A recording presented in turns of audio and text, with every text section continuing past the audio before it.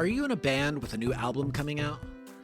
Are you an artist wanting more people to check out your work? Is there an event you want to promote?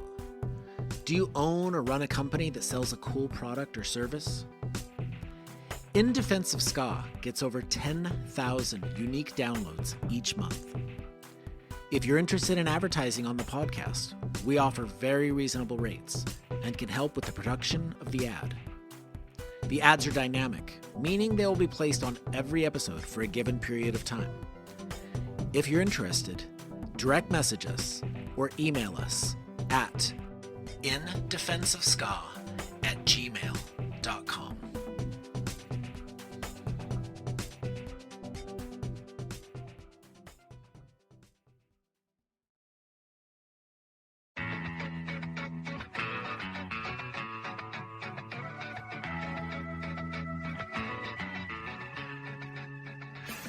Two-tone ska wasn't huge in the US in the 80s. It did develop a cult audience, and bands formed in nearly every major US city, which helped the US grow a vibrant ska scene over time. Many of these bands developed huge underground followings. In the Bay Area, that band was the Uptones.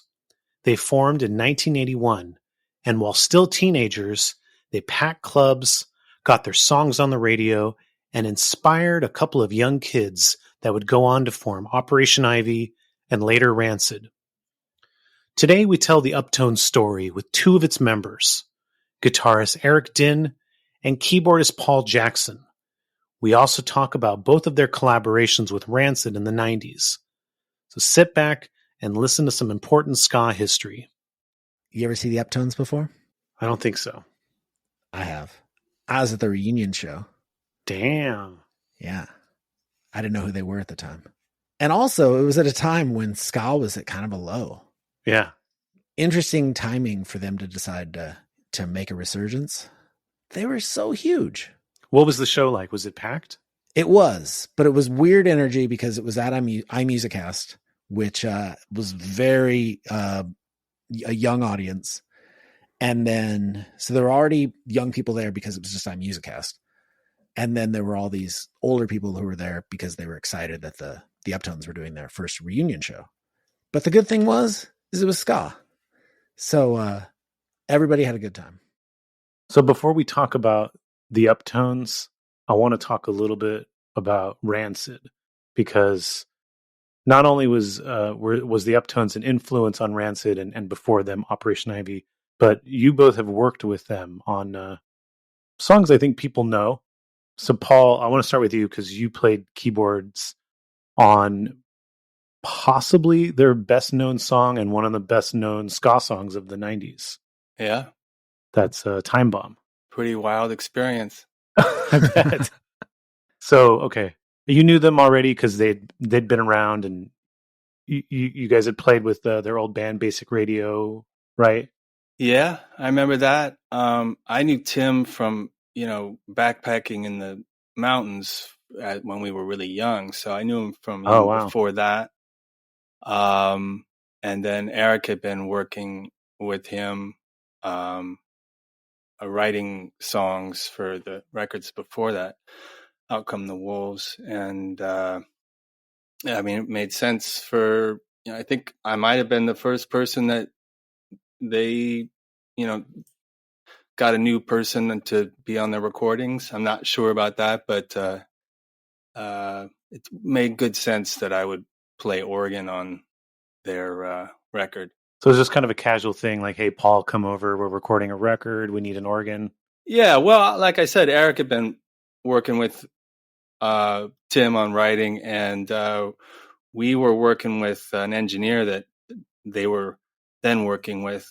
We introduced them to Michael Rosen, and so we had a good working relationship. And I can't remember the process. I think I just went directly into this recording studio, and if I remember, I just had one session and just recorded all the stuff at once. And he said, "Okay, you can have a solo on this song," and I think I did it in a take. I might have put a new ending on that or something, but I kind of remember doing an ending overdub. But that was it, and I'm trying to think when the record came out, but it was a thrill to have it just go right straight through. I mean, in months. Yeah, it was like how quickly it came out. I mean, I was watching the television on late night and hearing my solo play, on national television. It was a thrill, it was a great experience to be part of. So yeah, your solo is an important part of the song too, because that's like, I think the only part of the song where it like does like a half tempo. So it really emphasizes that solo. There's like a guitar solo before it, but then the tempo drops, kind of breaks out. Yeah. So I feel like that solo jumps at you, and if you're listening, I think the rhythm change kind of brings your attention back to the song, and then it like picks right back up into the verse, I think, at full tempo. So a little break in there. Yeah. So I think I bet you a lot of people know your solo by heart. I guess that's what I'm saying. I've seen the band play without me, and they still play the solo. So usually it's on a guitar or something, unless they have a keyboard player. But yeah, of course I'm partial to my phrasing of the melody. But it's good to hear the little solo continue on. Now, you played live with them like once or twice, or like when the song came out? Yeah, then the record came out and was going gangbusters, and I got to play with them at the Fillmore, which was a big blowout, and then we played. I went down and played at the Palladium in Hollywood, which was a big thrill because they were just super hot. Everyone wanted a piece of that band, and I was like the hired gun, mm-hmm. and they were all kind of dressed in their natty punk, and I was like trying to be kind of I had a bright furry Kangol, with like sparkles and stuff, so and I remember I think Tim thought it was kind of crazy, I think, because I'm more of a kind of I'm not an anti-showman. Like I'm a showman. I want to put on a show. So like sure. I really totally hammed it up down in Hollywood. I was like, what else am I gonna do? So I wonder what they thought of that. But anyway, yeah, the Beastie Boys were there that night backstage. I was like, what the hell's going on here? Because they started their record label, and I guess Madonna was trying to sign Rancid, and all this kind of stuff. So it was fun, it was a thrill to, really be in the hot seat for a second. Did you get to hang out with the Beastie Boys at all? It was just, I'm trying to remember who it was. It was just two of them. And it was kind of interesting because they had that magazine out, Grand Royale magazine, which I was interested in and I actually learned stuff from. It was a really great magazine. And my girlfriend's sister was good friends with the guy that was part of the publishing group there. So I knew them through that angle too, but the magazine. But yeah, they educated me in Lee Scratch Perry through that magazine. So, I was taking notice, and I said, oh, well, I got my band, we kind of play ska music. And they're like, oh, ska music. Oh, okay. Well, what's that band, And so, that was kind of fun. They're famous guys. Yeah. Those Beastie Boys. They're kind of ska too, just to riff on that story a little bit more. There's the guy that named the Beastie Boys. I actually was in a band with that guy. There used to be four of them. John Barry. So if you see when they were inducted to the Hall of Fame, they talked about John Barry, and he named the band, and they were more of a kind of like a punk band. Yeah, and they would play at John's house up in Manhattan. But anyway, John was out in San Francisco, and I was playing in this kind of like, really kind of raunchy rock and roll band with that guy. And then I found out later on that he was, in the Beastie Boys and named the Beastie Boys. So, that's my little Beastie Boy dropping name story. But sure. Fun fact about Beastie Boys also is in New York, there was a band called Urban Blight, who kind of a funk, reggae, ska sort of band, like a little bit of everything, Okay. anything you can dance to kind of band. But ska definitely being a component. I should write that down. It got any stuff up or? This is like, yeah, they're more of a late 70s, early 80s band. And the one of the guys I think was friends with Beastie Boys, and so their horn section played on, I think it was Slow Ride on the first record. Okay. So yeah, that's the aside your story, and then this story is the Beastie Boys ska connection. Yeah. Yeah. I mean, it would have been fun to be on Grand Royale Records, but we had our deal with Matthew Kaufman. In Defense of Ska, we'll be right back. Bounce to the rhythm. Are you curious about the lives and motivations of those not yet very well-known independent music artists? Well, listen to the podcast Bounce to the Rhythm. In Bounce to the Rhythm, I talk with these people and I let you listen to their music. And to tell you a little secret, their music is very good. Be sure to become one of their first initial fans. Listen to Bounce to the Rhythm.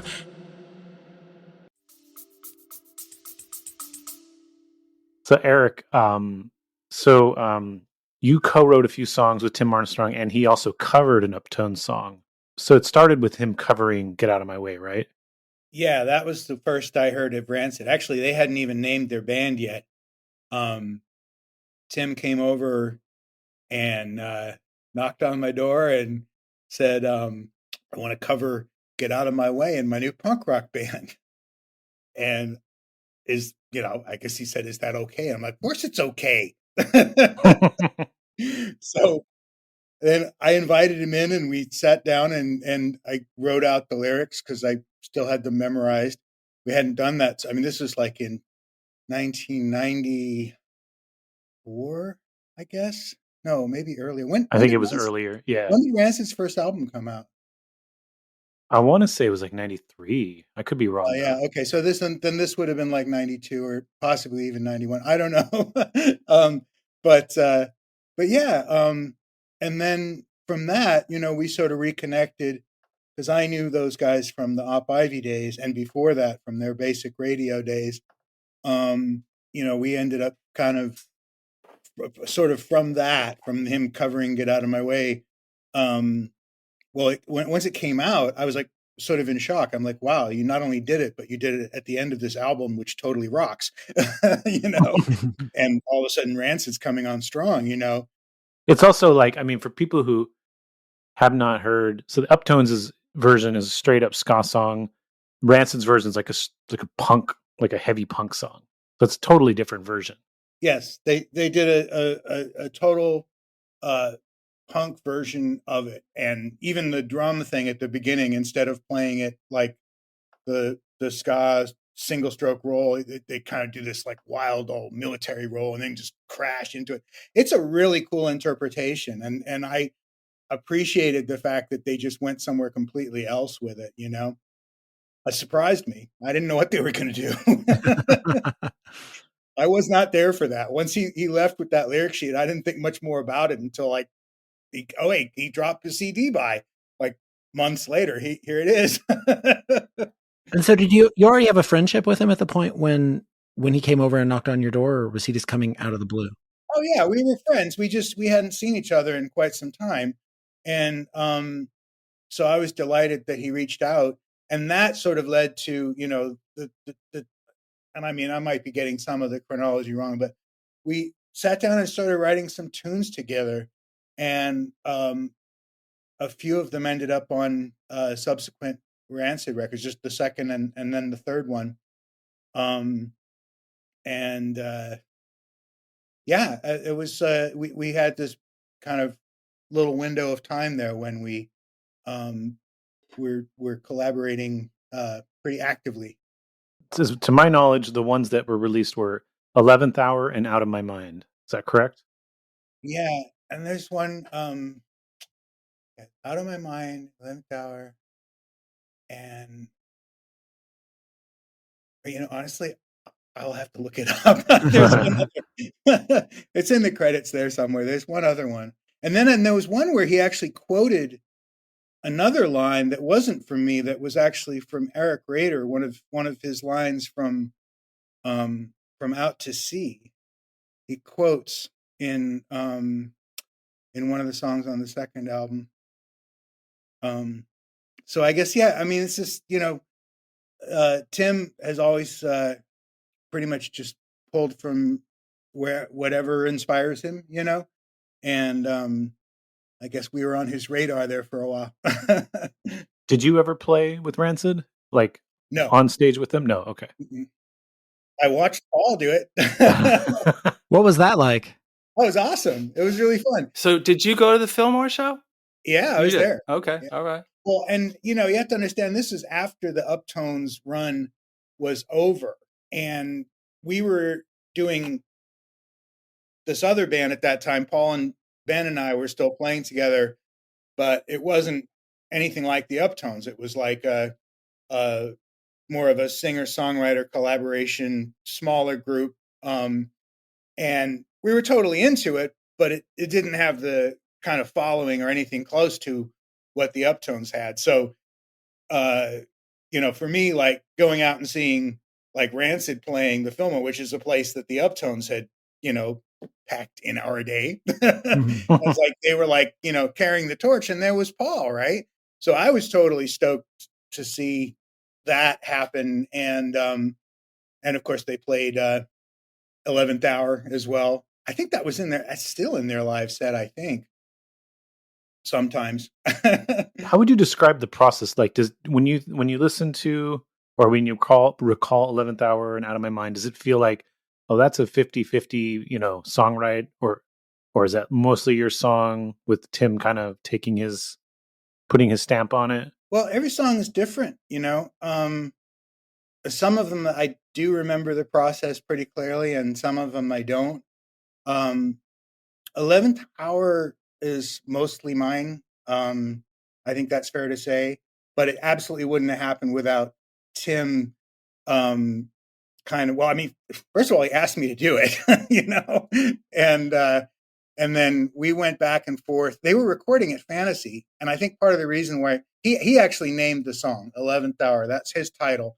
And I think it just because it was the last thing they finished for the album. I mean, it shows up second in the running order, I think, but they were just about done. And I think some of the people in their camp were puzzled, or maybe even a little annoyed that he was pushing yet another song through. And it was me, and they're like, "Who's this guy?"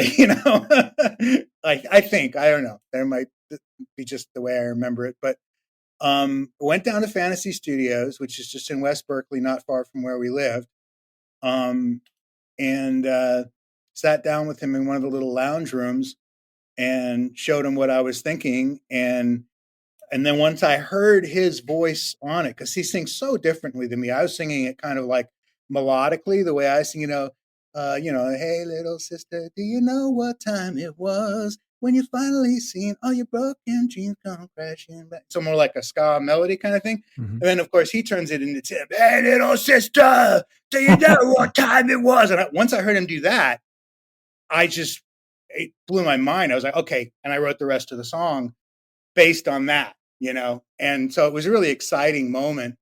And he did the, all the band arranging and conducting, everything beyond that came from him. But yeah, that was my song. Interesting. Yeah. I saw like people on YouTube speculating like, oh, this is a song about dealing with addiction or something like that. Do you have a backstory about what the meaning of the lyrics refer to? It's a really interesting question. I actually don't. I think that it certainly reflects to some degree what was going on in my mind at the time.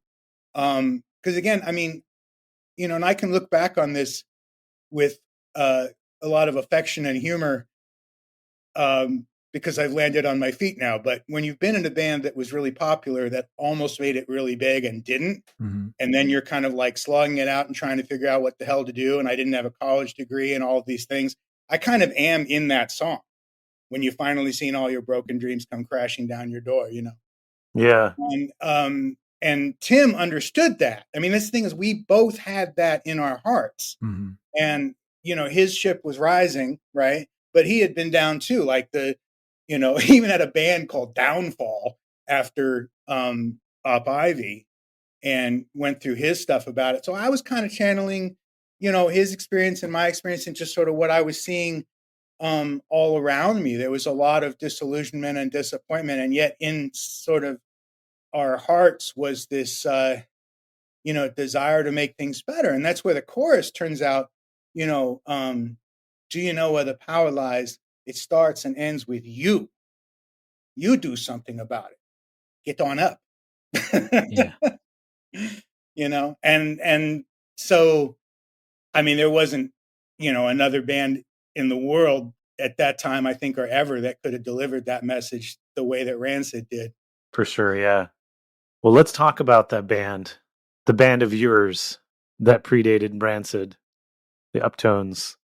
You guys the whole band was incredibly young when you started this band. Like, we're talking what, like 14? I think I was just turning 15 when we started selling out, big rock clubs. Yeah. Dang. And we didn't even it just took flight, We were just like, what's going on here? This is fun. So yeah, it's notable. Well, I know you guys all come from different backgrounds. You're from Berkeley. Berkeley's a unique place, especially in the early 80s.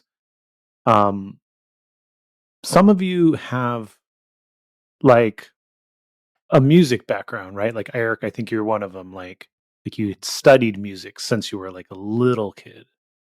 And you had members that were jazz trained, but not every member, right? I mean, well, that's an interesting piece of the Uptones puzzle, is that we had, I would say, about half of the band was very skilled and trained in their instruments, and it started very young. And that would be Kenny Brooks, Thomas White, myself, and pretty much all the horn players. But then you also had Charles Stella on guitar, Ben Eastwood on bass, and Greg Blanche on keyboards, who pretty much started playing their instruments at our first rehearsal.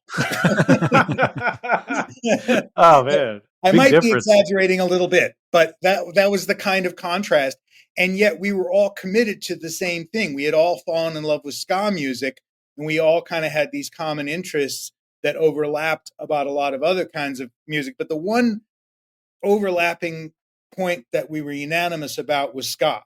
So the horn section had a jazz background. The Ben and Charles were, Charles was into the Jam, Ben was into Ramones, I was into the Clash. We were all into a cross section of things, but then, if you made a Venn diagram, right, ska was right in the middle. and that gave us some kind of so we could all shoot in the same direction. When did you join the band, Paul?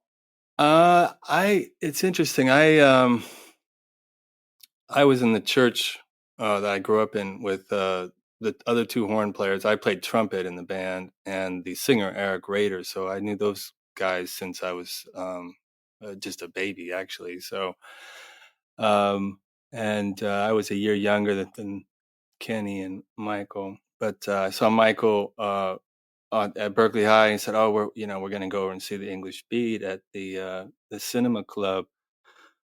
Which was like a strip joint in the daytime, and then this young guy that we would later on know was booking cool English new wave bands, and I guess my older brother had turned me on to the Specials and Selector and Devo, and then I took it a step further and figured out the English Beat. And they were playing, we got on the subway, and I went over there when I was, 14 years old, and, just totally blew my mind, and Eric Rader, after that on the train, he said, we're going to start a ska band, so I thought I was in originally, but, someone, another trumpet player played for a while, Eddie Ewan, and then I guess he didn't want to do the show. So one of the best calls of my life was Mr. Eric Dinwiddie calling me up at dinner time saying, you want to play in the band? I'm like, yep. That was a really fun call to make because I kind of already knew that Eddie wasn't feeling it. And Eddie was absolutely a founding member and one of my best friends and still is to this day. But I could tell he wasn't really feeling this as like, oh God, this is getting serious. These guys are actually going to play a show. How can I get the fuck out of here? He really is not the kind of extroverted showbiz guy that Paul is. And I had been thinking ever since I ran into Paul, I think I was with Charles and we were on our scooter or something. We were just all modded out. And we saw Paul, who I knew, I guess, from Cazadero Music Camp. I think that's the only time I'd met you before. Anyway, and you were all kitted out. You looked ready for the stage, right? You had your hat and your scarf and you were just, like, how can we find a place in the band for this guy, right? And then Eddie quit. And since Paul played trumpet, it was like, that was the easiest call I ever had to make. I just want to comment on the fact that how young you guys were and that Paul, you took public transportation to English Beat at the age of 14. It was pretty crazy. Yeah. I saw my first show when I was 16 after begging my mom for years. And the only reason I was able to go is because my friend's older brother, who she thought was responsible, he wasn't, had a car. And that was it, What was the show? 16, Living Color. Oh, cool. In Sacramento. No. Adam and I both grew up in Gilroy. So this was Gilroy. Okay. And so I got to see Living Color at the event center in San Jose. Okay. That's a good one. Yeah, King's X opened as well. Nice. Good first show. The English Beat show, they were touring their second album and Dance Craze at the UC Theater in Berkeley. These are both like critical moments for all you guys, right? In terms of absolutely knowing this music, getting a sense of this music and motivating you, correct? Yes, I think that's a yes. Berkeley is a ska town. We've learned this through these books that have been coming out about ska in America. Berkeley is just Berkeley and Boston are like big ska towns. The first show I went to was at the Berkeley Keystone, and that was Toots and the Maytals, and then we would watch the Harder They Come just next block down to UC Theater, and remember going and seeing Eric and Charles and smoking weed in the theater, and and then Dance Craze came along, and we did that too, and we'd get up and dance in the front, and it was really, really like beautiful memories for sure. So Dance Craze is like live concert footage of all the two-tone bands. The fact that kids danced was a feature, but sometimes the dancing got out of hand, didn't it? Well, I think that the UC Theater, there's a little bit of backstory to that I think really connects. The UC Theater ran the Rocky Horror Picture Show at midnight every Saturday for like 2 decades or something. And this was still fairly early in that run, but there were a lot of teenagers at those shows, and we were accustomed, because I went to those, not among the hardcore. I think I went 5 or 6 times. Some of my friends went, every damn time. Anyway, we're dancing up on that stage, and it was sort of allowed by the management at those shows, right? But you really weren't supposed to do that, and it kind of looked the other way, and it was midnight, whatever, right? And so Dance Craze comes along. Everybody already knows that there's a stage up there in front of this big, giant, it's an old movie theater. It's a concert venue now, but at the time. And so we knew what was up there. And you put Madness and the Specials and the Selector and the English Beat and Bad Manners and the Body Snatchers. Did I just list them all? I think so, yeah. And and they're like choice moments at the peak of those bands, right? And if you're not dancing, you're probably dead. I think it was all recorded like in between their first and second records, so that's like probably the optimal time to have seen those bands. They were burning so hot on those, and of course, it's nicely edited and beautifully filmed, and so yeah, I watched some of it from the audience, and also got up on the stage until they kind of made a futile effort to chase us away, that sort of thing. And I wanted so badly to see those bands live in their original form, and really never had that opportunity because that run was already over by 1981. Those bands' original form, and the only group that I saw with the original lineup was the English Beat, and that was I think we talked about this. Paul was there, Eric Rader was there. Yeah. Almost the entire, what was just about to be the Uptones, was at this little place. It wasn't that little. It was a former porn theater in the on Market Street, that they made into a concert venue for a short time, and the English Beat, with Saxa and Everett Morton, the entire original lineup, and it was on the Wildpen tour, so it was before their big hit. It was before Save It for Later. And they were still playing, Stand Down Margaret and Ranking Full Stop. And I have never in my life seen a show like that before or since. It was I peaked early. That was the greatest concert I've ever seen.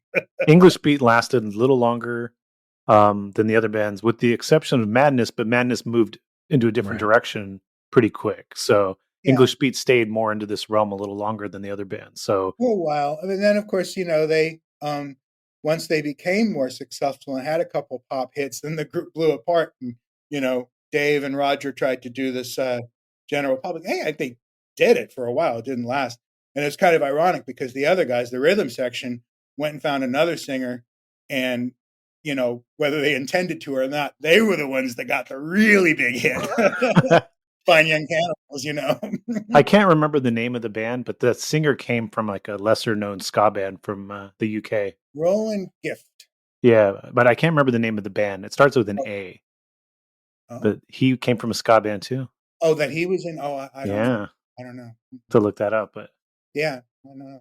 So your first rehearsal was at your living room, right? Yeah. How old would you say the band members were at your first rehearsal? I was either 15 or 16. And Paul's younger than me, and everyone else was around my age, or I guess Ben was our elder statesman at 17 or 18. Yeah, my parents were living apart at the time, and my mom was more than happy to let us pull up the furniture and carpet and just basically set up in the living room, all 9 of us. And on a Sunday, and somehow miraculously the neighbors didn't shut this down because we had our amps up, and we didn't even have a PA at first. We had Eric Rader was singing his vocals through one of my guitar amps, so it was probably all distorted. Yeah, I think many bands have done that. But I'll tell you, there was a magical moment when it started, and we had not named the band yet. It was just, let's do a ska band. That was as far as we had gotten. And like I said, Ben was just learning to play, and when you're doing reggae, being a fairly rudimentary bass player can be a huge advantage. And some of the fancier, choppier teenage bass players that I knew could never have done what he did, right? They would have been bored and anxious and trying to, show off or whatever. He's just really focused on do do do do do do do do do. You know what I mean? And so then Tommy on the drums, who actually had all this sophistication and chops and experience playing jazz, and was just took to ska just like a complete natural. He just oh, that's how you do it. Okay, boom, right? And so the very first thing that we played together, with me just playing this little reggae pattern and Ben playing this bass line, and then the horns just kind of coming in with stuff, it sounded like the Uptones, right away. And of course, like I said, we hadn't even named the band yet, but there was a sound there And I think we all just kind of, I don't remember, Paul, you might, oh no, I'm sorry. That's right. You came in after this, but I was sort of shocked, and me being the ambitious character that I am, the minute I heard that, I was like, well, we'll have to get a name and book some shows and fucking go with this, you know? Now, was this your first band, or had you done other bands before? Now, I had been trying to do this since I was like learning to walk. You know? And then, that's when there was a group that actually had the kind of energy that, I could sort of see right away was going to do something. Yeah. And were there any names you thought of before the Uptones, before you landed there? The name, we had a name talk, and Paul was there for that. That was right. No, you must have been. That happened before me. Okay, well, I'm not trying to bust you, man. Oh, I guess okay. So we were already the Uptones, but we hadn't. But we hadn't played a show. We never played a show without Paul. That's right. I brought the fire, man. He did. That's the truth of it, man. I had my little band, which was a jazz band, and I was, because me and Eric met up at music camp, Berkeley music camp, Cazadero, and I was thinking, oh, I'm going to get that guy in my band. So we had already discussed it, the summer before, so we were on each other's radar. Yeah, that's right. Yeah, your first show was at your trombone player's house, right? That's right. Like, was it a birthday party or just a party? It was a warm up. We just had our family over, basically family and friends, and we were just kind of doing a practice run because we had this. I think it was Eddie's friend Eddie was part of this little student newspaper called the Rind, and they were doing a benefit for the Rind at this cultural center on Shattuck. And I mean, that's a good story. I mean, I didn't expect it was just going to be kind of like, maybe some couple of friends show up if we're lucky, but the place was just totally packed, and people weren't allowed in, so we just hit the ground running. It's just crazy. I mean, and the energy was just so intense because it wasn't just us. It was the whole thing. Everyone was so excited about having young people up on stage, I think. And it wasn't, it was a new kind of music, really. I mean, we call it ska, but it was just kind of like, we're just going to go for it, and people really responded to that. So everyone was kind of part of it, Do you know where they all heard about it? Was it just from around school? I mean, back in those days, people would have house parties, so it was always kind of like, what's going to happen, Friday, Saturday night, oh, well, this guy's parents are out of town or something like that, and this just became the thing that everyone wanted to do. And I'm sure the Rind had some speaking, and knowing Eric Rader, he probably pushed the word around. Eric Dinwiddie. We made some posters, but I think really what drove it was just high school, basically. Yeah, didn't you play an early show at the high school? That's true. Yeah. Ben organized that, if I remember correctly. Where did you play at the high school? So there's this huge theater, which if you ever look at old rock posters, it's called the Berkeley Community Theater, and everyone from, Jimi Hendrix to the Grateful Dead, or, all the big shows, Bill Graham Productions were at this. I don't know how many, it's thousands of people. It's a huge theater. And that's where we would have lunch. We would sit in front of that place and have lunch. And that was our courtyard. And so we set up in front of that place and had some little bunk PA, I'm sure. But there's actually one of our friends rolled some film footage. There's no sound on it, but if you look around, it's up on YouTube, I think, or Vimeo or something like that. Yeah, there's footage of this show. It's pretty wild, and people just at the end just freaking out, just skanking and all this kind of stuff. So it's pretty cool. I mean, what's the year? 1982. It's a long time ago. We all looked like we were from the 70s. I mean, it's like. It's a very different time. I want to stress that, there were not CDs, there were no cell phones, no internet. We would go up to Telegraph and buy LPs. That's what was our whole kind of culture, Well, and the 70s didn't end at Berkeley High until at least 1989.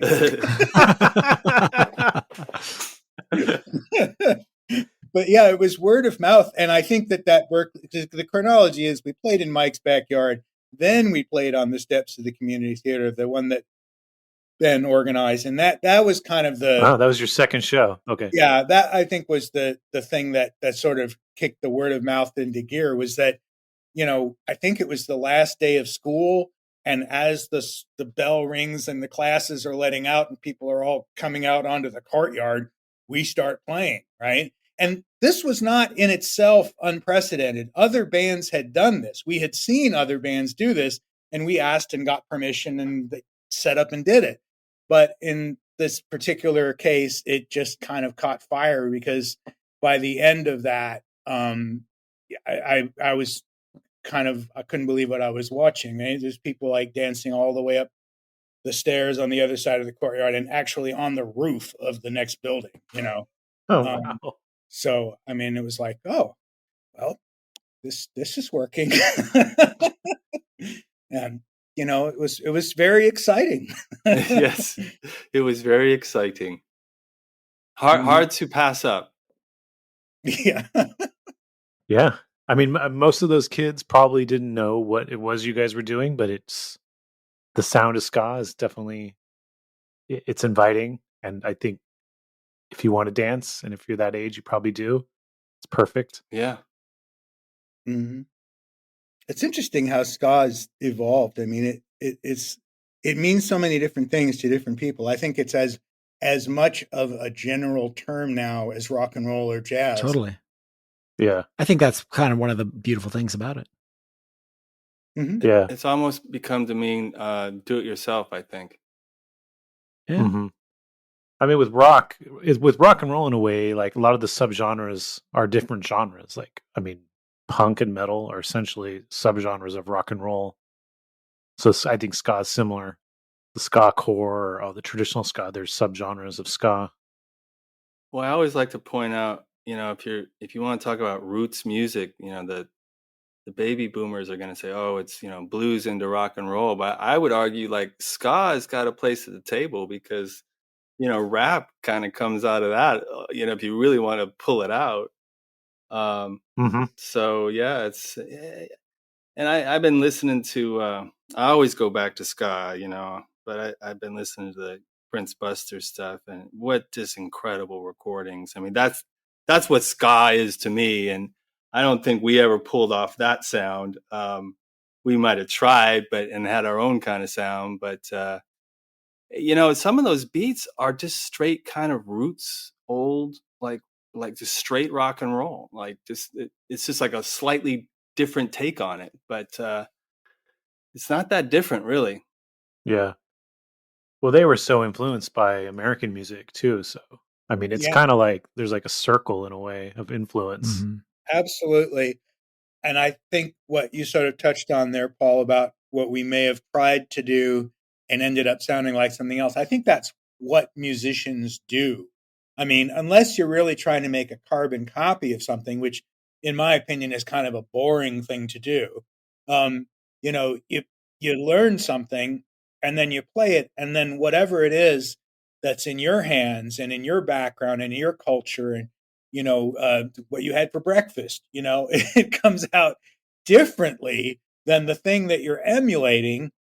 And that can be the thing that you're then bringing to it, and moving music forward. And then other people will hear that. And then, you know what I mean? Like a circle, like you said, Aaron. Yeah. It's more exciting to me when it does that and moves around and changes than, of course, I love a good tribute band or traditional approach. Sometimes that's totally valid, but I'm far more interested in hearing when people reach for something that they love and they're kind of striving for it, and then something happens that sort of organically couldn't come from anybody but them. Yeah, I think that's the beautiful thing in music. I agree. Yeah, I want to just kind of stress that, well, we were young, but it was a long time ago too. So I need to kind of almost get my own headspace correct to like, Sure. that's what it was like back then. And, you know, I was thinking, that one thing that was just so different was it just in regards to music was, you know, the recorded music wasn't digital. You'd have these, you know, you'd have LPs. It was what, and then we had tapes and stuff like that. But so the Uptones, you know, we made a little money at these gigs, and I got to give Eric Dinwiddie some credit here. He you know, found the place to go record a song, and so we got all our equipment in the car, and we went over to this little studio in San Francisco and recorded "Get Out of My Way" first, and then we recorded "Out to Sea" maybe a month later, and both of those songs Eric took to the CalX and KUSF, and later on there was the Quake, which was like the first kind of new wave commercial station, and they all just played them, you know, just it worked. It was just like, but we didn't have a record out, you know. And what's so interesting about it, just to kind of take that all the way down the line, is like bands now, you put your stuff on Spotify or whatever, it's like permanently archived, you know, but that stuff never got released on CD, you know, didn't get the second pressing or whatever. Some of it was never even released, actually. So I'm doing a little bit of a advert for a recent project me and Eric did, where we actually tracked down all those tapes from whatever sources we could find. Sadly, we're not the greatest archivists, but we're able to, you know, get good versions on vinyl or tapes or cassettes from studios. And we recently were able to put out all that stuff remastered and kind of repackage it with the 12-inch EP that 415 Records put out, which never got the kind of re-release either. So now you can find that on Spotify or whatever service you're listening to.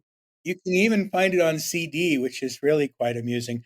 I mean, I don't even know. I mean, hard product is kind of almost not a thing anymore. Yeah, sure. But yeah, it was Liberation Hall made a re-release of all of the 415 records stuff, and that's what Bill Kopp's book is about. It's funny that came out, and Bill's book came out, and Aaron, your book came out, and Mark Wasserman's book all came out like within the last few years. So it's been kind of fun to see, you know, not just the Uptones story, but a lot of the other bands that we're associated with, either directly or indirectly, you know, kind of having their stories retold and looked at so many years later. It's been very fun. I was a little nervous about it first when you called and said you were writing a book, because you even had the title, I think, In Defense of Ska, and I was like, why? And I, like, you know, years later, because I didn't think it needed defending, and I didn't know what your angle was. I read your book. I totally get it, and I'm really, really glad you wrote that, because you came into it 10 years later. And yeah, I know. You were you were an early person I interviewed. Oh, wow, dude. I didn't know that there was this hate. I didn't know all that backlash stuff. I kind of got it a little bit, but it was just some noise on the web I kind of didn't pay any attention to. But, you know, then I kind of like, you know, got a little bit more an understanding of it for reading your book. And then I Googled around and saw some of the other kind of source material, shall we say, you know. I said, what? You know what? Step off, man. If you can enjoy ska, I mean, it's you might be dead. You might be. I want to, Paul, you kind of summarized a lot of the story, but I want to kind of pick apart some of it. Get Out of My Way and Out to Sea were two of the earliest songs the band wrote, period, right? Yeah. Yeah, that was, well, yeah, I guess Out to Sea came a little later, but not much later. Yeah, would have been very soon. Yeah. So Get Out of My Way was also like I'm sure it was a fan favorite right off the bat as well, right? Seems to get the kids up and going for sure. Well, I think we wrote it. Eric Rader and I sat down and wanted to have an opening number, something that would open our set. By this time, we were already, maybe a year into playing shows. Not Okay. much more than that. And I remember we were going to a party. As Paul said earlier, there would be house parties, and it was word of mouth. There's no internet. We didn't even have Friendster yet. It was pre-Friendster. we had telephones and with word of mouth, and there would be, hey, there's a party at Joanne's house, and here, okay, we go.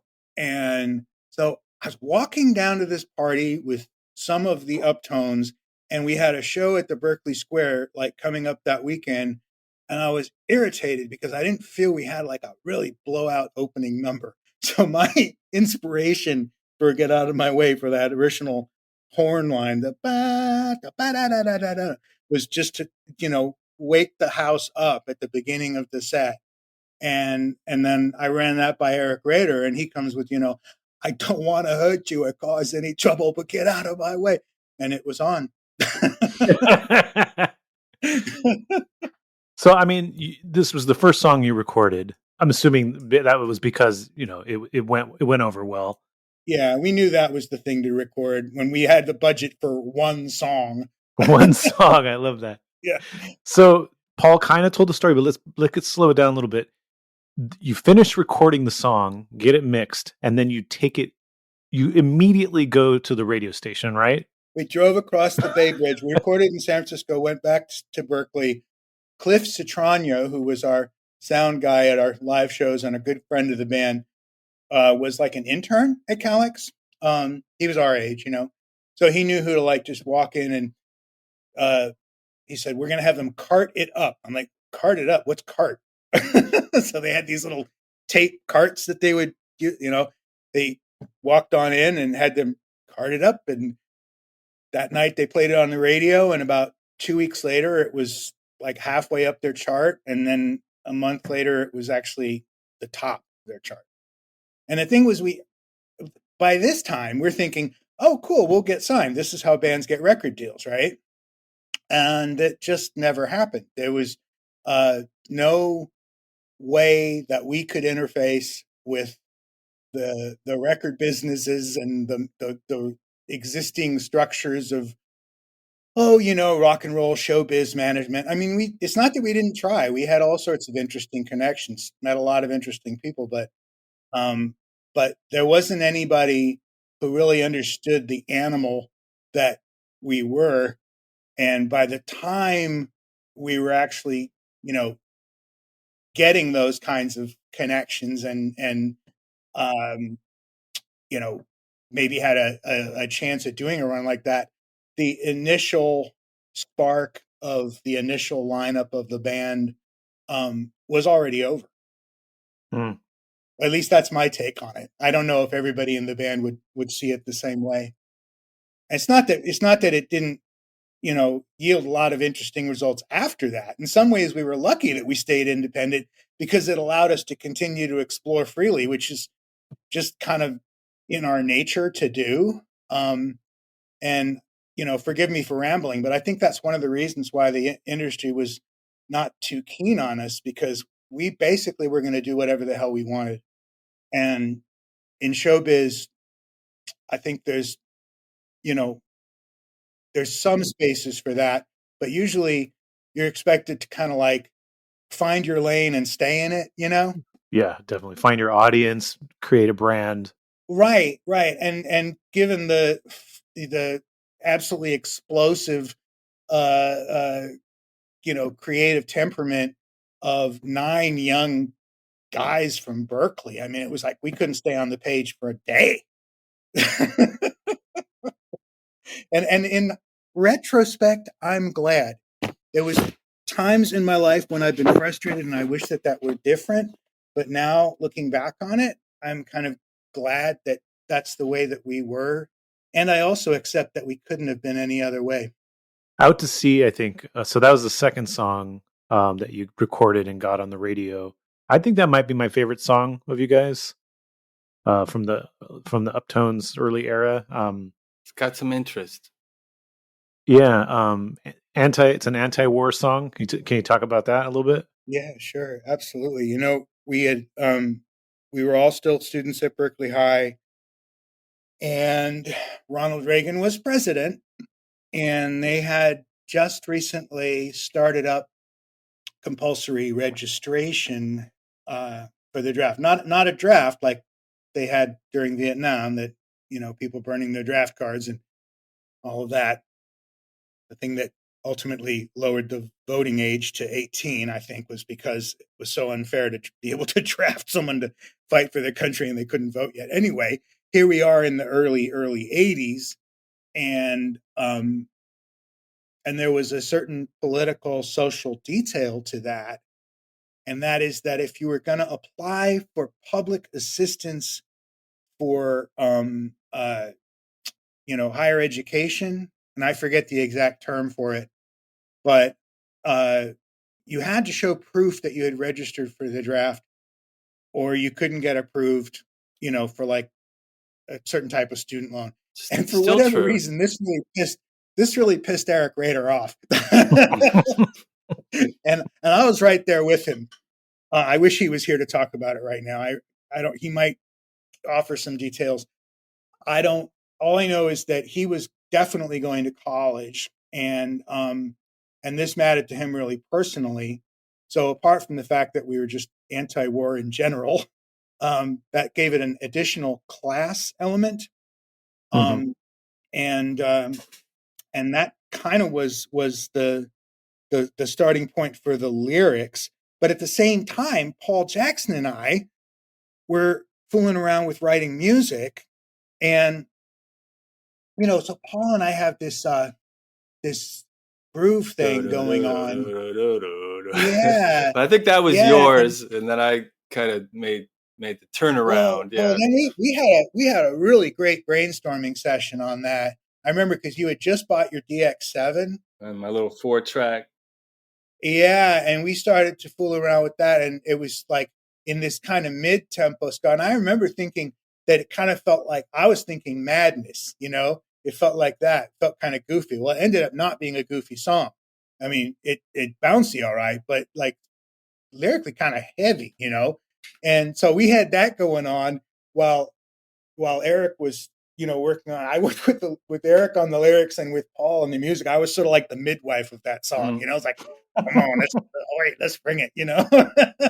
And then we came up with just doing the intro and the outro, and Kenny Brooks would have really been instrumental in making that sound like a kind of a punky New Orleans, and with just free music, and people went crazy when we played that. People went crazy, and then at the end of that, we usually close with that song, and we would just keep pumping it out, and we were just blowing horns, and it was totally just free. It was just totally free. Everyone went crazy. It was such a great closer. My sort of ideal Uptones set starts with Get Out of My Way and ends with Out to Sea, is when those horns are doing that whole thing at the end. I mean, that's, the horn section at the end of Out to Sea is frankly one of my favorite things the Uptones ever did. Mm-hmm. I just, I agree with you on this one, Aaron. I really like that one. I want to talk a little bit about how energetic your early shows were, and a lot of people came. I'm going to read a quote from Jesse Michaels that was in my book about Uptones. He said, "I saw them play at Keystone Berkeley in 82 or 83, and they won me over because their show was basically a punk show, including stage diving and confrontational, though light-spirited lyrics." Really? I've never heard this quote. Tell me about that. What do you think of that assessment of Uptones circa 82, 83? Well, I remember Jesse stage diving. We used to do this. I can't remember what song it was. I think it was Jump Up. We had this song called Jump Up, which was kind of It was in 6/4, I think. It was like da-ba-da-ba-da-da-bum-bum. It was almost like a James Brown kind of thing almost. But then we just broke it down to the drums, and everyone on the stage, except drums and bass, left the stage, and people responded so well to that. I don't think we were like diving into the crowd like you see some of these crazy shows. We would jump into the audience and start dancing around it, and that was a lot of fun for all of us. Well, I think in a way at the punk rock shows at the time, the pit was far more intense. And we didn't really foster that or want that, but it was like, I mean, I think part of the reason we jumped off the stage is because we had been to see Quadrophenia. When he jumps off the balcony, I just thought that was the coolest thing I'd ever seen. Anyway, it was just kind of like this all-in energy, but it was also about dancing. Oh, and the thing is, as Paul says, we would jump into the audience and dance around with the people. But they would also then jump up onto the stage. Sure. And a lot of times, by the end of our shows, there would be like as many audience members on stage as band members, or sometimes more. And we would do the whole thing where if the security was getting pissed and wanting to push people off, we'd sort of push the security guys back. And of course, people love that. It was fun and exciting. We basically did what we wanted bands to do, and everything that we saw bands do that we liked, and we just did that for a while.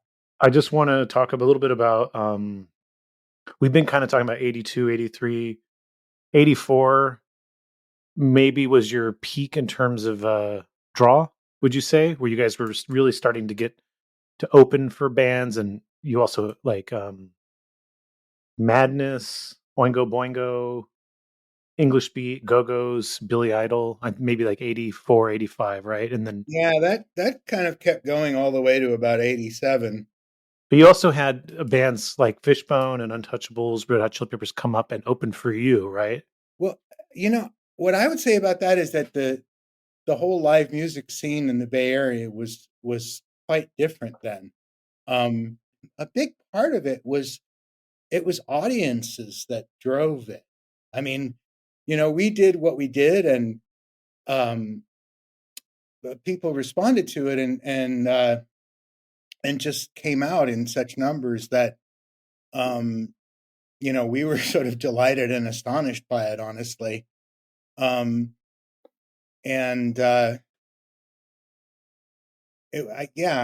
scene was the live music scene. There were so many different clubs to play. And of course, for us, part of the deal was our audience was mostly underage. So we were pretty adamant about only playing all ages shows. And that was tricky because not all of the clubs would let us do that. I've heard your shows described this era as like sold out, lines around the block, people being turned away, that kind of thing.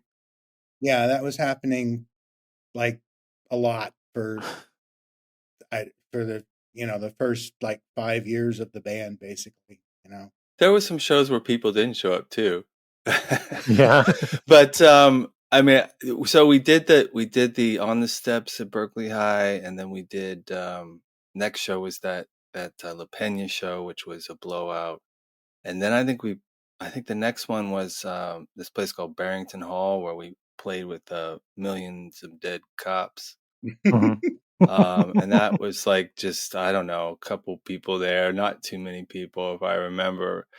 But then we played the Berkeley Square, and that was an all ages show and a cheap ticket price, and no one could like get in there. It was just totally packed. And what's funny about the story of that is the fire marshal showed up, and the show was in question there for a second, because they were considering evacuating the building, but they figured out how to keep the show going on, and that was one of those famous seminal shows.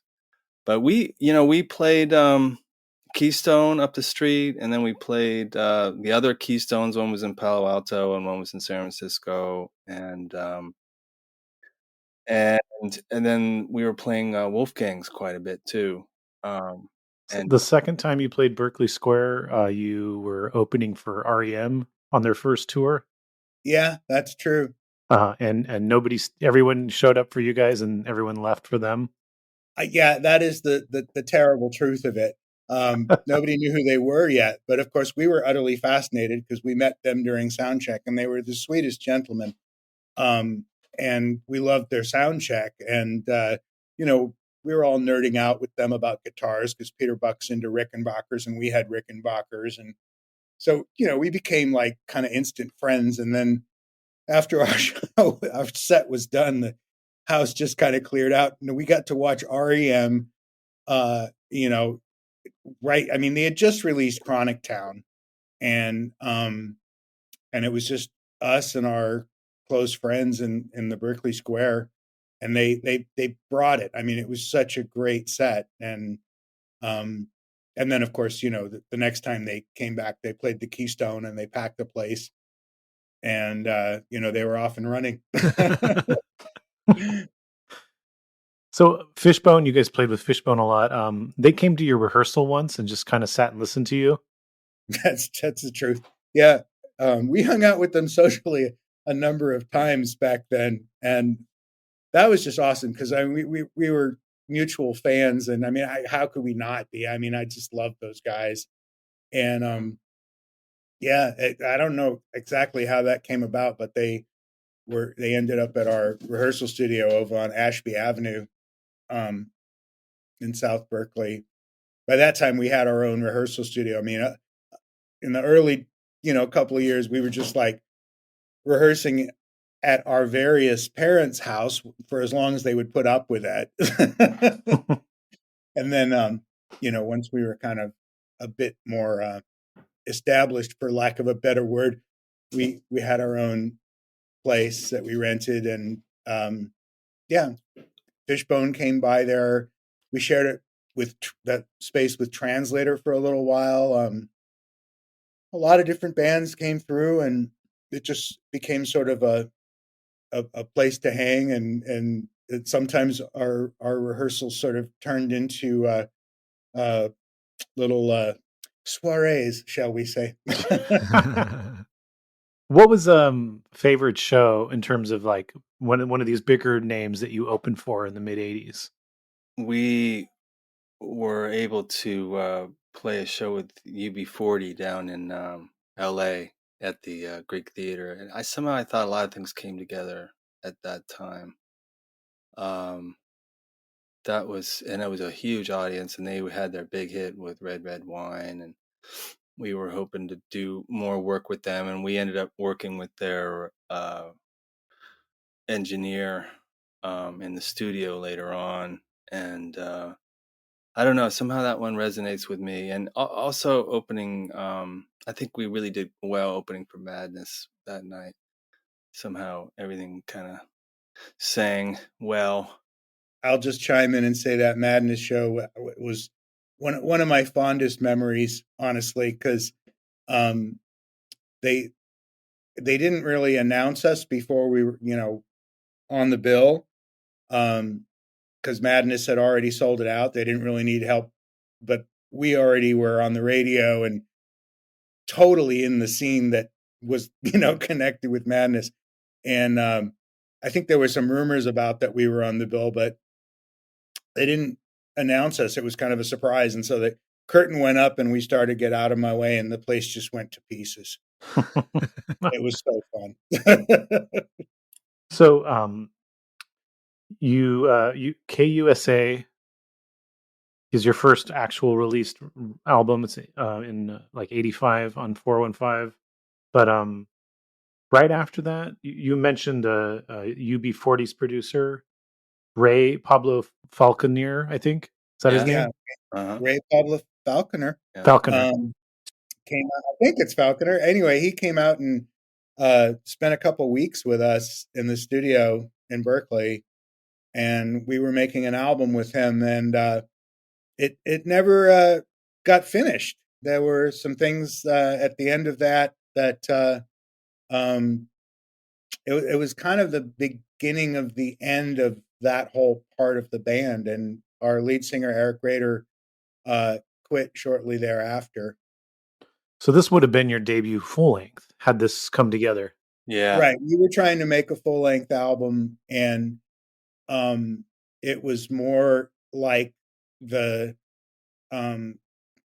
repertoire of our original concepts, and whereas KUSA was, sort of after that initial period, and we were on to other things. Our debut record is not really our debut record. I mean, I like KUSA, but it doesn't really represent what the original band was. And then we tried to make that record with Ray and recorded a bunch of stuff and never finished it. That's what happened. That's how I remember it. Did you feel after you released KUSA, oh, hey, we kind of forgot to basically record a proper debut, so let's do that?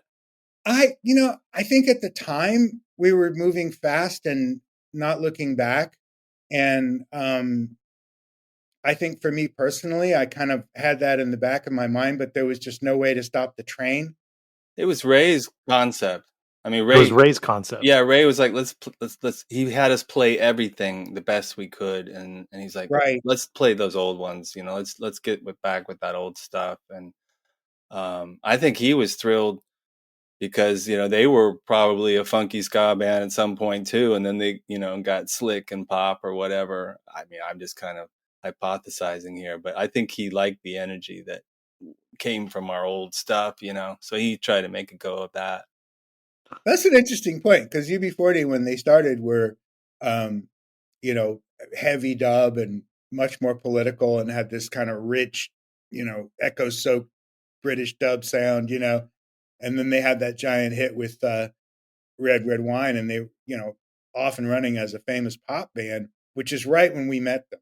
Mm-hmm. And we were huge fans of their early, and we were listening to their Present Arms and their early stuff right alongside the ska records that we were listening to at the very beginning. So it was definitely a case of working with one of our heroes. I mean, and Ray was just wonderful. It was really fun working with him, and it was kind of a sad day when that sort of fell apart. I don't even remember exactly how. Didn't he pass away? Wasn't that what happened? He died a little while after that. It was awful. He died in a car wreck. But that's not what ended it? It ended before then? No, I mean, I think by that time our kind of run with them had sort of already stopped, because, as I said, our lead singer quit the band. Oh, yeah, okay. And so all of the recordings that we had done with Ray had Eric Rader as the lead singer. And at the time, to mix a record that was all recorded on 2-inch, 30 inches per second tape at $100 an hour or whatever in this fancy studio, right? It's like a considerable budget to then go and mix and finish and master that. Yeah. And it was just it was not practical for us to do that. And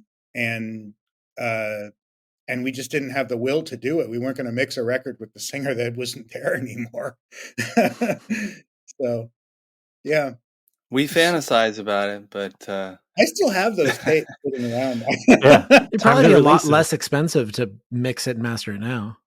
No, that's just it. Actually, it's funny little sidebars that I actually took one of those tracks and had it transferred to digital and to see how it all sounded. And so, it's possible that we may go through the exercise of mixing all that stuff. I mean, of course, the moment is like 3 decades gone. But, yeah. But it's still there, and it's been kind of nice digging through our old stuff. Like Paul mentioned earlier, we went through and found all these early tapes that actually were done and compiled them into this album that came out a couple years ago, which does cover some of the earliest recordings, which for whatever stupid reason we didn't put out back then.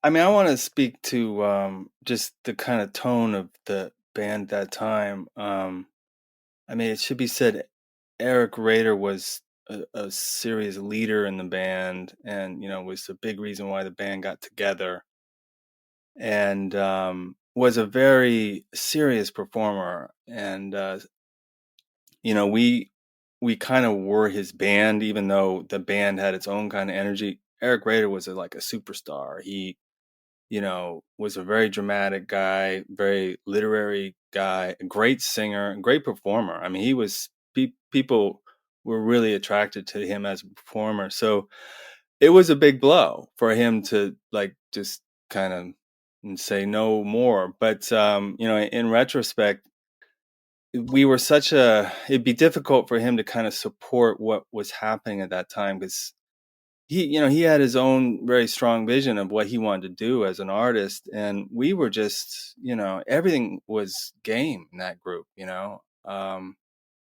So I think he kind of had to like just kind of check out. And what happened after that was me and Eric and Charles decided to sing trio style, because we were listening to like Oswald and Steel Pulse and a lot of these reggae bands with a lot of background singers and stuff. And there was a lot of friction with our management that wasn't such a good idea. But in the end, we went and recorded a record. Well, I was just thinking about this, going over making these kind of re-releasing this stuff.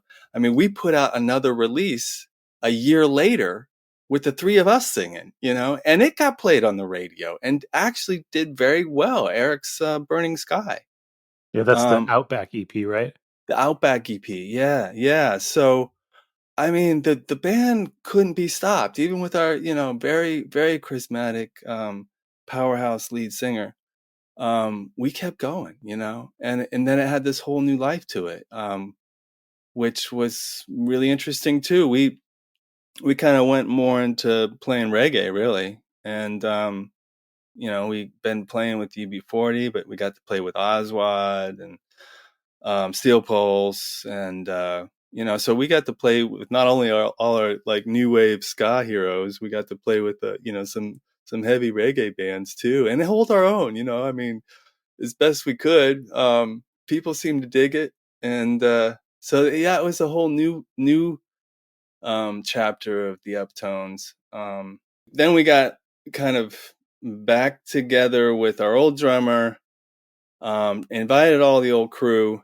But in the end, the three of us sang the old material, and that's the live album, the Uptones live album at Gilman Street. So that was recorded in '89. Was that your last show, or was that like a reunion after you'd broken up? It was a reunion. So when did you break up then? 87. Okay, so so you had the Outback thing was doing well. What happened? Well, more personal stuff. Charles had to leave the band, and I think for me anyway, it was just sort of one too many. I don't know, Paul, you might have a different take on this, but at that point, it didn't really feel like keeping the band together as the Uptones made any sense anymore. And I suppose in hindsight, I've sometimes had some regrets about that, but none that really last, because I think in a way, doing what we did in the subsequent groups that we did, really, it was good that we didn't keep the name during that period, because it gave us the freedom to just do whatever the heck we wanted and not try and like fit it into sort of the Uptones format, because we did have some kind of format. I mean, but the thing is, these decisions were made.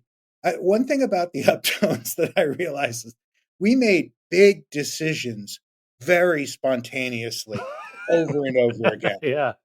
I mean, it was like we didn't have like meetings and strategies and, and it just, okay, we'll do this next, and And so, and some of those decisions were great, and some of them probably not so great.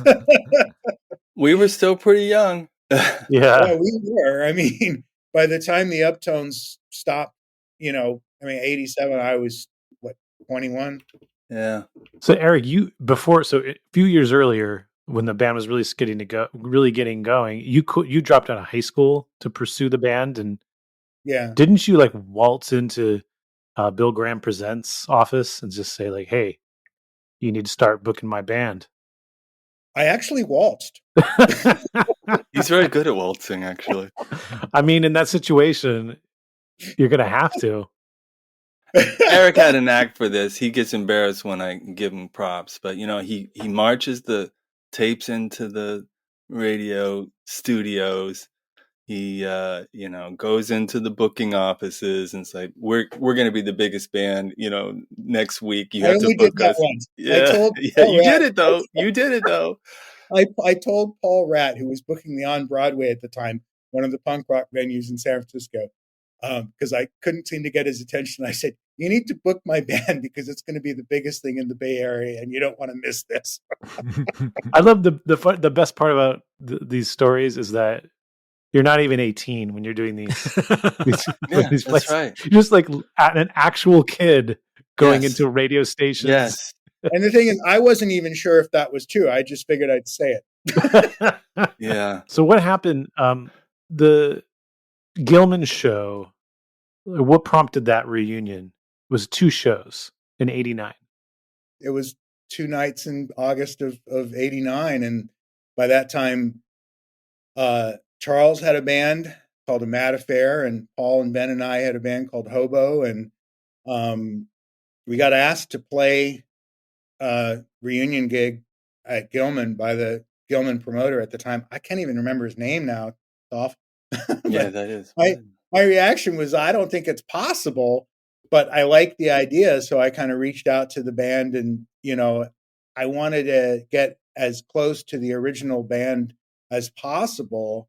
And Tommy, our original drummer, was down to do it. And I think that was a key piece because, and this is actually a piece of the story I think that is kind of key to our whole curve, that he left it was New Year's Eve, 1984. We opened for Oingo Boingo at the Warfield. And then Tommy went to college. And we quickly replaced him with Jay Lane, who's a very good friend of ours, fantastic drummer. And he was in the band for a while, and then he left. And then we got John Mader, another great drummer. And we never quite had the same chemistry with those guys. As fantastic as they are, the particular mojo that Thomas White and Ben Eastwood had on drums and bass was, just magic. And by this time I, had enough experience to know that. So I was like, okay, if we're going to do a reunion show, we've got to get Tommy, right? And then I tried to get Eric Rader. He didn't want to do it. And so that presented us with the question of who's going to sing his parts on those songs. Because the idea was to sort of cherry pick our repertoire from the entire 6 years or 7 or whatever of the original run. And, quite a lot of that had Eric Rader on vocals. So what we ended up doing was I sang the songs that I co-wrote with him. Paul sang the songs that he co-wrote with them. In broad strokes, that's what we did. So it was the entire band except for the original lead singer that played the Gilman show.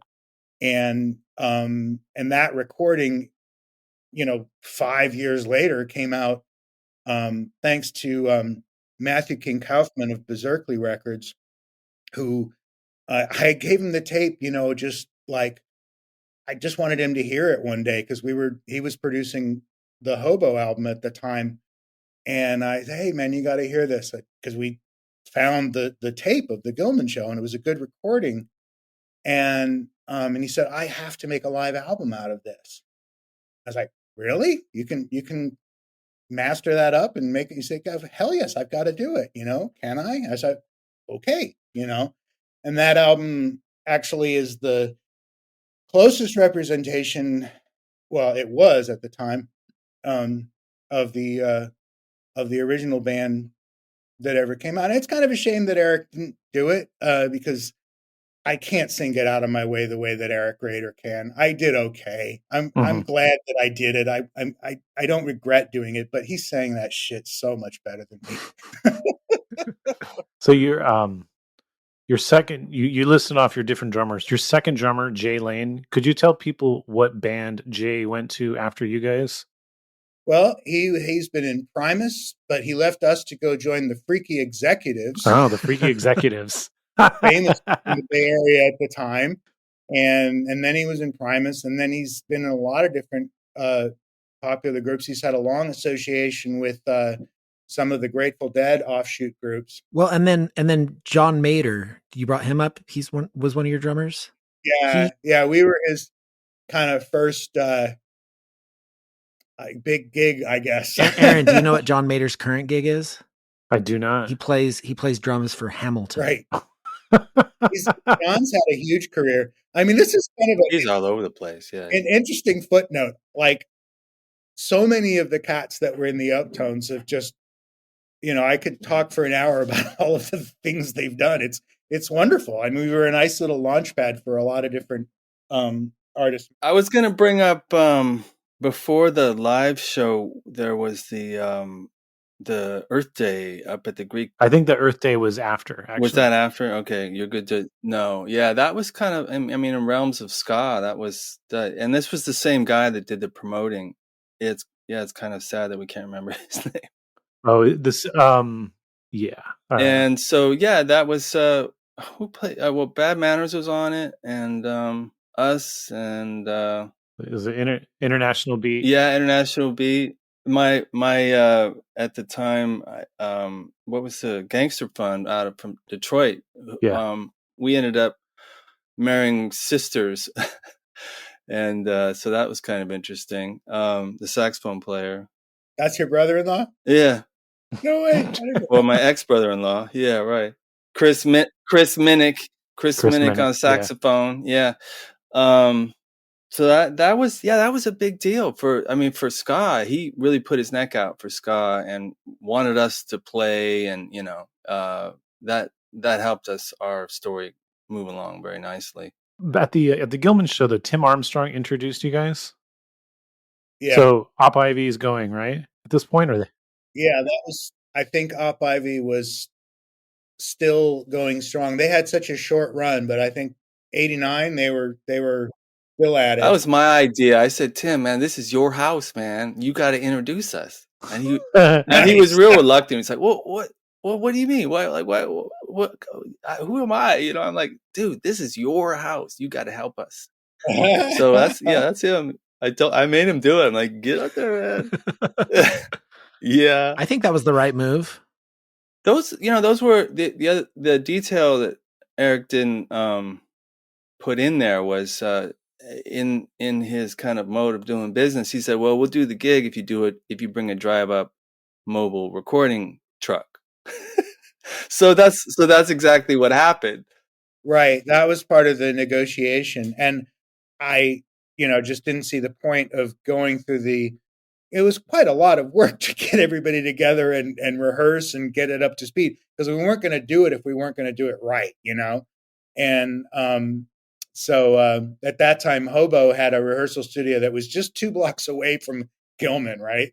So it was easy to get everybody together at our little place on 6th Street and rehearse everybody. But I, didn't want to go through all that and not have it well recorded.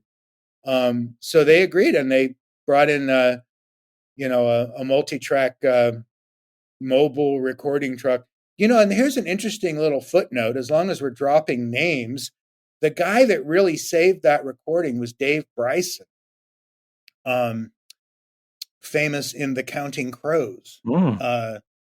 He was the guy that ran a DAT recorder alongside the multi-track as sort of like a safety in case the multi-track didn't work out.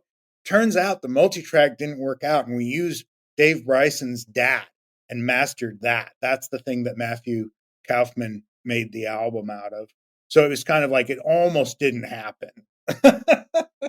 that album is a small miracle. So Op IV were not a band anymore by the time Earth Day happened, because I know Tim Armstrong was actually he had already started Dance Hall Crashers and quit that as well, because Dance Hall Crashers played and he wasn't in Dance Hall Crashers, and he was wandering around the festival filming a public access segment. And Yeah. Eric, you were interviewed for that. Do you remember?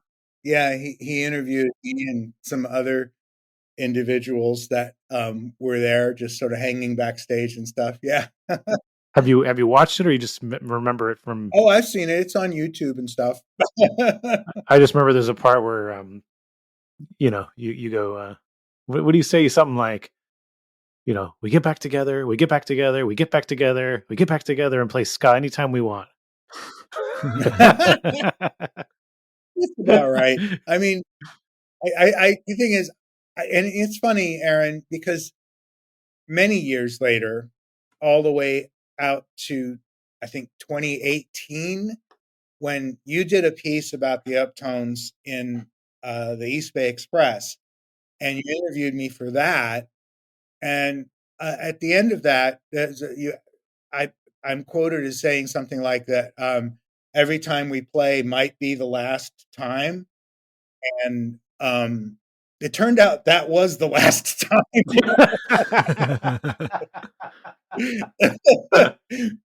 But I think I already kind of had that attitude back in the late 80s. It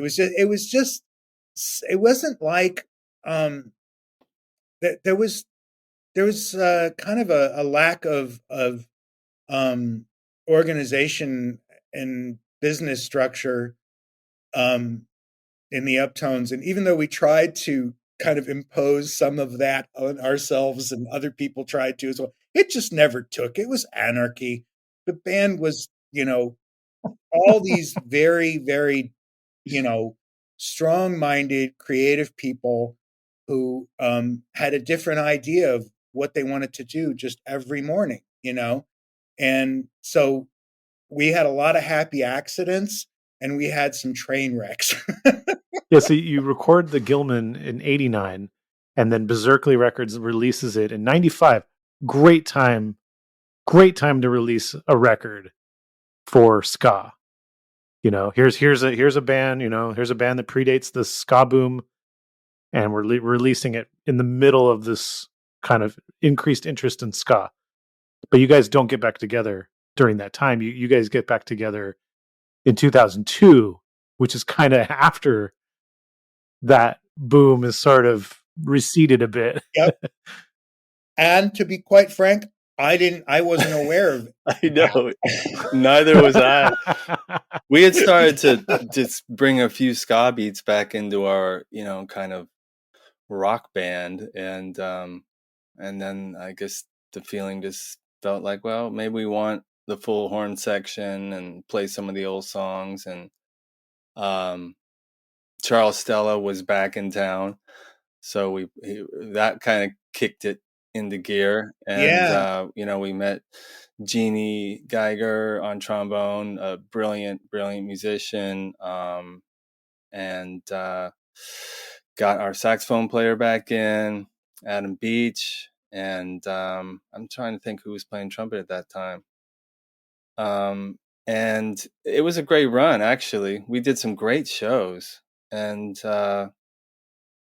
let's see, I'm trying to think when we recorded that first record, what year that was. But really, I mean, what's interesting is you grow through being an entertainer and you become a mature person, and there is this kind of new way of looking at, like, okay, this is what entertainment is, and you have a lot more on you. And I'm super proud of the work we did after, the new Uptones, just a lot of great stuff and a lot of great shows. we did. Yeah, it was a very different vibe. I think by that time we were grown persons and we had a little bit more um, ability to kind of understand what it was that we had done and look at, okay, so if we're going to do this again, what are the pieces we want to keep and focus on, and what are the pieces we want to leave behind?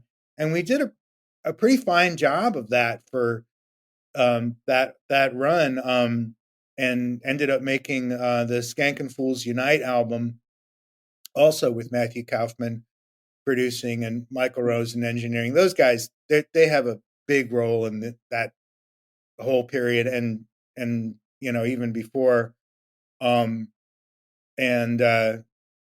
then the whole I got a little glimpse of what you were saying, Aaron, about the ska wave, and how it came and went and came and went, because there were some youngsters at our shows in from 2002 through 2008 or 9 or so. We played this venue called iMusic Cast, which has to be the worst name for a club in all of Hey, you know who used to work at iMusic Cast? Adam Davis. I worked there. Oh, did you? Oh, okay. Nice. And I will also agree, worst name for a venue ever. It's a great venue, but they had to call it that. Yeah. And we had some amazing shows there. Were you at some of those? I was at those shows. Yes. No kidding. Wow, what a trip. Yep, I was at your guys' first reunion show back then. That's wonderful. My gosh, really? Well, yeah, and that became sort of our kind of home base for a number of shows as we kind of put the thing back together. And I have this one hilarious memory. There was this kid in the front row, and some of those shows were packed. And it wasn't just because of us. We didn't have the draw that we had in the 80s, okay? But we also played with what are some of the bands? The Matches, Maldroid, the Phenomenauts, that period. Yeah. And so we did some great bills that we sort of had the privilege of topping those bills just because we were the, old guys. But the crowd stuck around. It was packed. And this kid was, I don't know, Paul, you may remember this, but some kid was like yelling at you as we were getting ready to play. And this is almost embarrassing, but it was so sweet. He said, "You're saving ska." Was that you, Adam? It was not me. That's hilarious. I can't say I remember that, Eric. I do remember that. And I was like, there might be a bit of a statement there, but I mean, I'll take it. Sure. So in 2007, 2008, I think you guys did the Skankin' contest shows. Yeah, those were fun. We got to give Matt some credit for that. That was his idea. That was Matt's idea. Yeah. Okay, so explain what this is. Where did you do this at? Just little clubs, I think we should mention Moose joining the band, which was a big deal. He's a master rhythm guitar, lead guitar player, singer, performer, writer. A whole new kind of chapter for the Uptones. And so the Skankin' contest. Yeah, the idea was that Matt's really old school kind of entertainment ideas, and he saw this working in the past where you just have to pack on value to your entertainment that buy. So we're going to give away $200 for the best skanker, and you put on your number, and they're judges, and we did a number of those, and I think it had some legs to it. We're talking about it tonight. It had some interesting quality to it. Yeah, it was a fun idea, and I think it did bring some energy. People kind of wanted to show a little bit more. Sure. It was fun. People loved it. I was really skeptical when Matt came up with that idea. I was like, okay, we'll try this. But in the back of my mind going, this could just go really badly. What if just people don't dig it? What if they're not, I put a stupid number on my back. I came here to see the Uptones, but they actually got really into it. and there was a great additional twist to it, because I mean, let's face it, it was kind of a genius idea of Matthew's. There was one rule in the dance contest, is that you don't stop dancing, right? Yeah. And so, normally people would dance at our shows anyway, but at the first skanking contest show that we did, it was like balls out, full on dancing for the entire set. Yeah. And people were doing flips. I mean, there's videos of this stuff, just kind of outdoing each other. And I was in awe. I was like, my God, okay, well, let's do that again. So I think we did it like 3 or 4 times. How would you or the judges decide on a good form? We weren't judges. But how did the judges I don't decide? think we're privy to that. We were the music. Yeah. I know, we just appointed judges. I don't even know who they were. It was Matt and a few other people. And one interesting aspect is we were able to get some sponsors. So, and we made a big check, big poster graphic, and mounted it, and at the end of the concert gave the big check to the winner. It was totally cheesy and fun. Yeah. How much was the check for? Oh, I think it was $200 or something. I like that the giant check probably costs as much to make as I'm in graphics, so it comes easy. Okay, you got it then. Well, that's right. You made the giant check. I remember that. But then, we actually gave them $200 cash. That was that. What I'm thinking about right now is the talking about people we play with that kind of stands out. And I'm just remembering we got to play down at Santa Cruz. We used to go down to Santa Cruz quite a bit, but with the new band, we were asked to open up for the resurrected English Beat, which was just Dave Wakeling, but it was a pretty good band. But that was a great night. I don't know what year that was, but we just did so well. And there happens to be some video up actually of that show out on YouTube. And that night was just on. Yeah, that was when Moose had joined the band. I mean, just a little piece of that history is that Charles had to quit the band a second time because he was down in Brazil producing a record, and they had a deadline, and he couldn't get up for this gig that we had at Ashkenaz, and it was too late to cancel. And I was terribly conflicted, right? Because I was like, I can't cancel, but I don't want to do it without a guitar player, And so we all kind of had the same idea at the same time. There's one person that we knew who could come in on such short notice and kill it, and that was Musashi Moose Letheridge, and he did. And then after that, Charles was like, you know what? You guys should just keep going like that. I'm out again, and you have my blessing. Go Moose, And so we finished the Skankin' Fools Unite album with Moose, but we started it with Charles. There's sort of Charles is on like 5 songs, and Moose is on the rest. That's what happened.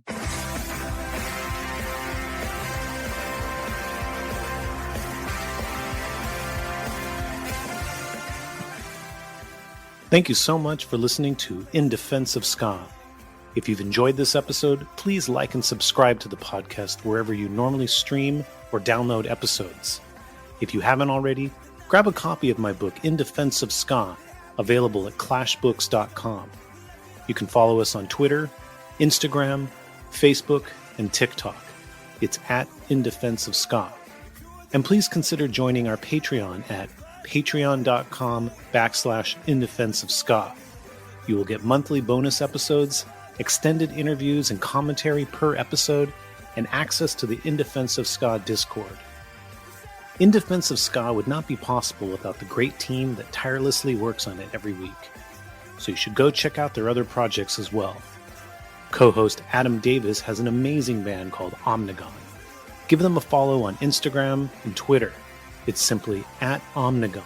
And our editor, Chris Reeves, has a phenomenal record label and podcast called Ska Punk International. For more information, go to skapunkinternational.com.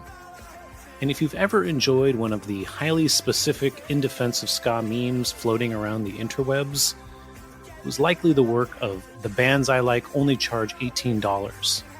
Find them on Facebook, Instagram, and Twitter. And on that note, we leave you by saying, Ska now more than ever.